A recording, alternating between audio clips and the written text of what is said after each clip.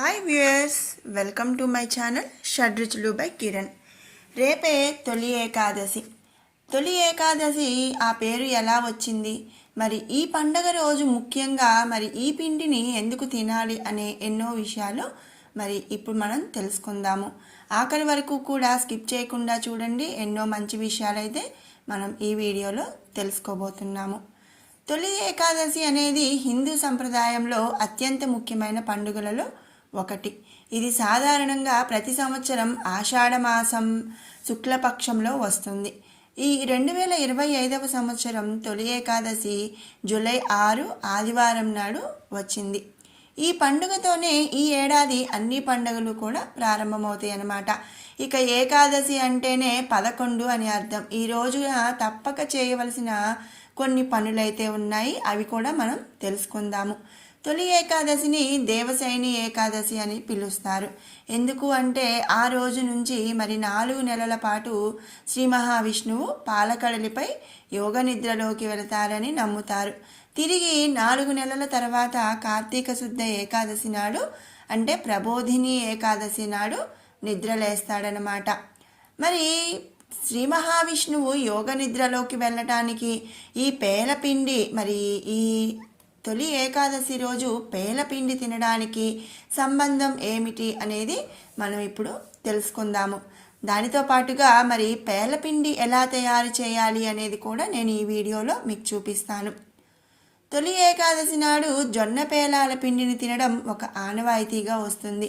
దీని వెనుకైతే ఒక పౌరాణిక అలాగే ఆరోగ్యపరమైన కారణాలు కూడా ఉన్నాయన్నమాట. మన పురాణాలు కానీ మరి మన పెద్దలు కానీ చెప్పే ప్రతి విషయంలో కూడా మనం ప్రతి పండగ రోజు చేసే ప్రసాదంలో అయినా మనం పాటించే ప్రతి నియమంలో కూడా ఆరోగ్యపరమైన కారణాలు అనేవి చాలానే ఉంటాయి. ఉదాహరణకి మనం ఇంటి ముందు ముగ్గు వేస్తాము. అది మరి ఎలాంటి క్రిమికీటకాలు కూడా రాకుండా మరి ఆ ముగ్గులో యాంటీబయాటిక్ అనేది ఉంటుందన్నమాట. ఎలాంటి క్రిమికీటకాలని లోపలికి రానియవు. అలాగే ఆడవాళ్ళు మరి కాళ్ళకి పసుపు రాసుకుంటారు. ఆ పసుపు రాసుకోవడం వెనుక మరి ఆరోగ్యపరంగా చూస్తే ఆడవాళ్ళు ఎప్పుడు ఎక్కువ నీటిలో ఉంటూ ఉంటారు కాబట్టి మరి కాళ్ళు అనేవి పాయకుండా పగలకుండా ఈ పసుపు అనేది ఒక యాంటీబయాటిక్గా పనిచేస్తుందన్నమాట. ఈ విధంగా మరి ప్రతి దానిలో కూడా మనం పాటించే వాటిల్లో ఆరోగ్యపరమైన కారణాలు అనేవి ఉన్నాయి. అలాగే మరి తొలి ఏకాదశి రోజు పేలాల పిండిని తినటం వెనక మరి ఉన్న పౌరాణిక అలాగే ఆరోగ్య కారణాలు ఏమిటి అంటే ఈ పితృదేవతలకు ప్రీతికరమైనవి పేలాలు. పేలాలు పితృదేవతలకు చాలా ఇష్టమైనవిగా భావిస్తారు. ఈ రోజున పేలాల పిండిని తినడం ద్వారా మన పూర్వీకులను స్మరించుకున్నట్లు అవుతుందన్నమాట. అలాగే వారి ఆశీస్సులు లభిస్తాయని మన ప్రజలు నమ్ముతారు. ఇక చాలామంది పితృదేవతల పేరుతో పేలాల పిండిని దానం చేయటం లేదా నైవేద్యంగా సమర్పించడం అనేది చేస్తూ ఉంటారు. మరి ఇది పౌరాణికమైన కారణం అన్నమాట. ఇక ఆరోగ్యపరమైన కారణానికి వస్తే వాతావరణంలో మార్పులు అనేవి ఇప్పుడు జరిగే సమయం అన్నమాట. గ్రీష్మ ఋతువు ముగిసి మరి వర్ష ఋతువు అనేది ప్రారంభం కాబోతుంది. మరి వర్ష ఋతువు మరి గ్రీష్మ ఋతువు నుంచి వర్ష ఋతువుకి వచ్చినప్పుడు వాతావరణంలో ఒక్కసారిగా ఉష్ణోగ్రతలు అనేవి పడిపోతాయి. అలాగే వర్షాలు అనేవి మొదలవుతాయి. ఈ మార్పుల సమయంలో మరి మన శరీరం అనేక ఆరోగ్యపరమైన మార్పులకు లోనవుతూ ఉంటుంది. ఇప్పటి వరకు ఎండలు బాగా ఉండి తర్వాత కొంచెం ఎండలు తగ్గిన మరి ఇక వర్ష ఋతువు అనేది మొదలైనప్పుడు పూర్తిగా ఎండలు అనేవి తగ్గిపోయి ఉష్ణోగ్రత పడిపోయి వర్షాలు అనేవి మొదలవుతాయి. అందుకనే మరి జలుబు జ్వరం లాంటివి వస్తూ ఉంటాయి. కాబట్టి పేలాల పిండి శరీరానికి అవసరమైన వేడిని అందించి వ్యాధి నిరోధక శక్తిని పెంచడంలో సహాయపడుతుందన్నమాట. వర్షాకాలంలో వచ్చే జలుబు జ్వరాలు ఇతర ఇన్ఫెక్షన్ల నుండి శరీరాన్ని రక్షించడానికి ఇది ఒక సహజమైన ఔషధంగా పనిచేస్తుంది. మరి మనం పేలపిండిలో ఉపయోగించే వాటిలో జొన్నలు, బెల్లం, అలాగే మరి వేరుశనగ పప్పు ఇవన్నీ కూడా మనం వాడుకుంటాము. బెల్లం వచ్చేసరికి మరి ఐరన్ అలాగే ఒంటికి కావలసిన వేడిని ఇస్తూ రోగనిరోధక శక్తిని అనేది పెంచుతుందన్నమాట. ఇక సాత్విక ఆహారం, ఏకాదశి రోజున ఉపవాసం పాటిస్తారు కాబట్టి ఉపవాసం తర్వాత తీసుకునే ఆహారం సాత్వికంగా సులభంగా జీర్ణమయ్యేదిగా ఉండాలి. పేలాల పిండి తేలికగా అరిగే శరీరానికి శక్తినిచ్చే ఆహారం అన్నమాట. ఎందుకంటే జొన్నలు, బెల్లం, అలాగే వేరుశనగ పప్పు ఉపయోగించి ఈ పేలాల పిండిని తయారు చేస్తాము. ఇవన్నీ కూడా శరీరానికి శక్తినిచ్చే ఆహార పదార్థాలు, అలాగే తేలికగా జీర్ణమయ్యే ఆహార పదార్థాలు అన్నమాట.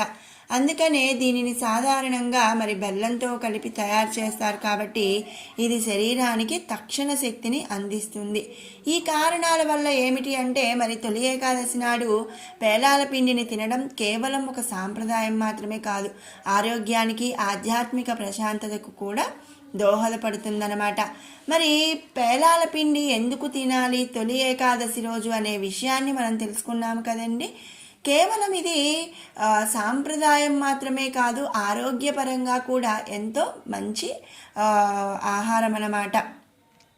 మరి ఇలాంటి పేలపిండిని మరి ఎలా తయారు చేయాలి అనేది మనం ఇప్పుడు ఈ వీడియోలో తెలుసుకుందాము.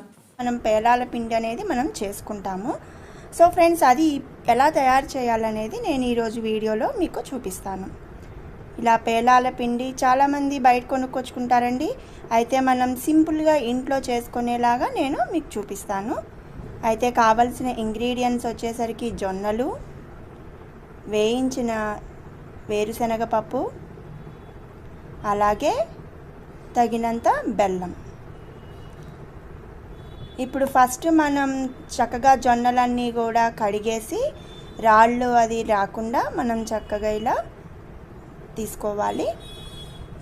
ఇప్పుడు పొయ్యి మీద మనం ఒక గిన్నెలో వాటర్ పెట్టుకొని వేడి చేసుకోవాలి. చూసారు కదా, ఇలా చక్కగా మరుగుతున్న ఈ వాటర్లో మనం ఈ జొన్నల్ని వేసి ఒక్క ఉడుకు రానివ్వాలి. జస్ట్ అంటే ఎక్కువసేపు ఉడకనివ్వకూడదండి, జస్ట్ కొంచెం ఉడికితే చాలు.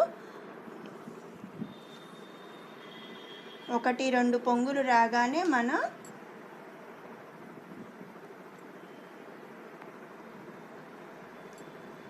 ఇలా చక్కగా ఒక 2 పొంగులు అంటే ఇలా తెరులుతున్నాయి కదా, మనకి ఎలా అనేది అర్థం అవ్వాలి అంటే ఇలా తెరులుతున్నాయి కదా, అలా ఒక 2 మినిట్స్ తెరిలిన తర్వాత మనం ఈ జొన్నలన్నిటినీ కూడా బెజ్జాల గిన్నెలోకి స్ట్రెయిన్ చేసేసుకోవాలి. ఇది చాలా కేర్ఫుల్గా చేయాలండి. మరీ ఎక్కువ ఉడికినా కూడా సరిగా పేలాలు అనేవి రావు. సో మనం ఒక 2 మినిట్స్ కొంచెం అలా తెరిలిన తర్వాత మనం వడబోసేసుకోవాలి. ఇప్పుడు మనం పేలాలు ఎలా చేయాలో చూద్దాం. ముందుగా ఒక బాండీ పెట్టుకొని అది హీట్ అయిన తర్వాత ఇలా కొంచెం జొన్నలు వేసుకోవాలండి. మరీ ఎక్కువ జొన్నలు ఒకేసారి వేయకూడదు. జొన్నలు వేసిన తర్వాత దాని మీద ఒక క్లాత్ వేసి మనం ఇలా గరిటెతో చక్కగా మనం తిప్పుతూ ఉండాలి. అయితే ఇది మనం క్లాత్ ఎందుకు వేస్తాము అనే డౌట్ రావచ్చు. పేలాలు వేగినప్పుడు అవి చింది అంతా ఇల్లంతా పడతాయి. సో అందుకని మనం ఈ క్లాత్ అనేది యూజ్ చేస్తాం. క్లాత్ లేదనుకోండి మనకి బండిలో ఒక్క పేలాలు కూడా ఉండదన్నమాట, అన్నీ చింది ఇల్లంతా పడిపోతుంది. అందుకనే మనం చక్కగా ఇలా క్లాత్ వేస్తే ఏంటంటే అన్నీ లోపలే పేలాలుగా అయ్యి తయారయ్యి ఉంటుంది. ఇలా చక్కగా మనం చేసాం కదా, చేసిన తర్వాత వాటిని మనం ఒక గిన్నెలోకి తీసేసుకోవాలి. ఇవి మనం చాలా అంటే కొంచెంగానే చేసుకోవాలి. ఒకేసారి మరిన్ని జొన్నలు వేసామంటే కనుక మనకి పేలాలు సరిగ్గా రావు. అందుకని మనం కొంచెమే పేలాలు తయారు చేసుకోవాలి. మిగిలిన జొన్నలన్నిటినీ కూడా మనం చక్కగా ఇలా పేలాలుగా తయారు చేసేసుకుంటున్నాము. అయితే నేను ముందు వీడియోలో మీకు జొన్నలతో ఇడ్లీ అది వెరైటీ చూపించాను కదా, ఇలా చేసుకున్నా కూడా చాలా టేస్టీగా అంటే జొన్నలతో టేస్టీగా ఉంటుంది. మనకి బయట దొరికే పేలాలు వచ్చేసరికి కార్న్తో చేస్తారండి, అంటే మొక్కజొన్న. నేను ఇక్కడ జొన్నలు యూజ్ చేసి మీకు నేను చూపిస్తున్నాను. అయితే ఇప్పుడు పిండి ఎలా తయారు చేసుకోవాలో చూద్దాము. దానికోసం మనం వేరుశనగ పప్పు అంటే గ్రౌండ్ నట్స్ ముందే వేయించి పెట్టుకున్నాను, పొట్టు తీసి. అలాగే బెల్లం. మనం ఇందాక తయారు చేసిన పేలాల్ని ఇలా నేను కచ్చాపచ్చిగా మిక్సీ వేసేసుకున్నాను. మొత్తం అంటే మెత్తగా మిక్సీ వేసేసుకోవాలి. ఇప్పుడు ఇలా మిక్సీ వేసేసుకున్న తర్వాత మనం శనక్కాయ అంటే గ్రౌండ్ నట్స్ని కూడా మనం మిక్సీలో వేసేసి చక్కగా మెత్తగా పొడి చేసేసుకోవాలి. ఇలా చక్కగా మనకి గ్రౌండ్ నట్స్ కూడా మనం పొడి వేసేసుకున్నాము. ఇప్పుడు ముందుగా మనం పేలాలని కొంచెం కచాపచిగా వేసాం కదా, మనం వేసిన పేలాల పిండి అలాగే బెల్లం వచ్చేసరికి మనం 1కి 1 తీసుకుంటామండి. కొంచెం స్వీట్ తక్కువ తినేవాళ్ళు కొంచెం తక్కువ తీసుకోవచ్చు. అంటే మనం కిలో జొన్నలు తీసుకున్నాము అంటే కిలో బెల్లం అనేది పడుతుంది. ఇలా మనం కొంచెం బెల్లం ముందు పేలాల పిండి అలాగే బెల్లం ఇంకొంచెం పేలాల పిండి అలా వేసుకోసేని మనం మొత్తం కలిపి మిక్సీ వేసేసుకోవాలి.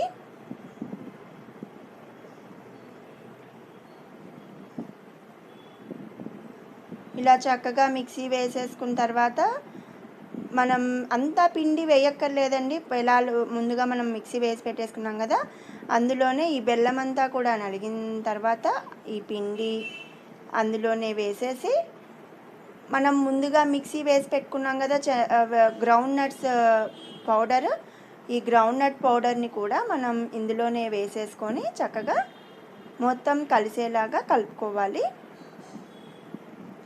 కొంతమంది ఇందులో యాలకుల పొడి జీడిపప్పు అలా వేసుకుంటారండి. కావాలి అనుకుంటే అవి కూడా వేసుకోవచ్చు. అయితే నేను ఇక్కడ యాలకుల పొడి అనేది నేను యూజ్ చేయట్లేదు. ఒక్కసారి ఇది ఇంట్లో తయారు చేసి చూడండి, మీకే చాలా నచ్చుతుంది.